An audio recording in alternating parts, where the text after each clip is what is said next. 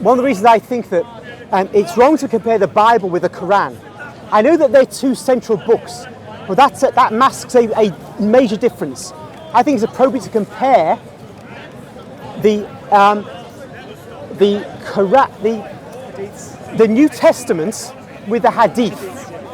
That's the comparison to make, because what you've got with the Quran is, you can say it's one big Hadith, in fact, in many ways. But strictly speaking, if we just put that to one side, the Hadith are the teachings transmitted allegedly from the founders, and then they get written down at a certain point. And they tell you all about Islam. They even tell you what the Quran is. And they tell you that it was compiled, that the angel Gabriel gave it, and somebody called Muhammad received it from him, and how it was compiled by whom and when. So the Hadith are central to the existence of the Quran. So the Quran slots into the Hadith, and it's part of the Hadith corpus. So that's why we should compare the Hadith with the Bible, with the New Testament.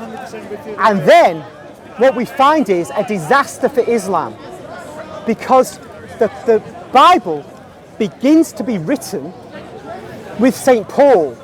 First letter to the Thessalonians, AD 51, thereabouts. And that is about 18 years after the Lord Jesus dies. But in 1 Corinthians, you get hymns which predate 1 Corinthians, which is AD 58, or thereabouts. And men like Bart Ehrman say they do predate, and other scholars. So you've got a tradition which is embedded in writing, which is more ancient than the writings of Paul, which take you back to within a few years of the crucifixion itself. That's the New Testament. And these hymns are the core teachings. Jesus Christ died, buried, risen from the dead, ascended into heaven.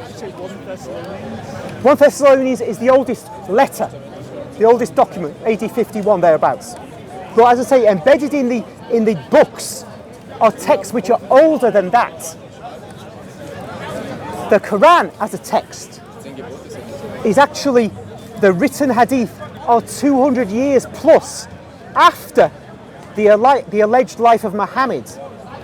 Therefore, we have a gap of 200 years versus a gap of 18 years in terms of the first letter, and much less than 18 years in terms of the hymns that are embedded in letters like that. That means Islam is not an historical religion, but Christianity is the historical religion par excellence. I mean, Buddha, you only know of him through writings written 500 years after he allegedly existed. Hinduism doesn't even claim to be historical. So God bless them. If they're not claiming it, I wouldn't bother them about it. But we, of those religions like the Jews, the Muslims, and us that claim to be historical, Christianity is really the only historical religion. As I said, Rabbinic Judaism is ahistorical. The oral law which transmits from Moses, 1500 BC, up to, say, the time of Christ, 1500 years, that's no oral transmission. And there's no evidence of it either anyway. So they're not Rabbinic Judaism is deeply ahistorical. It's worse than Islam. It's going over a longer period. And the Judaism of the Old Testament, yes, that's an historical religion, but today we call that Catholicism.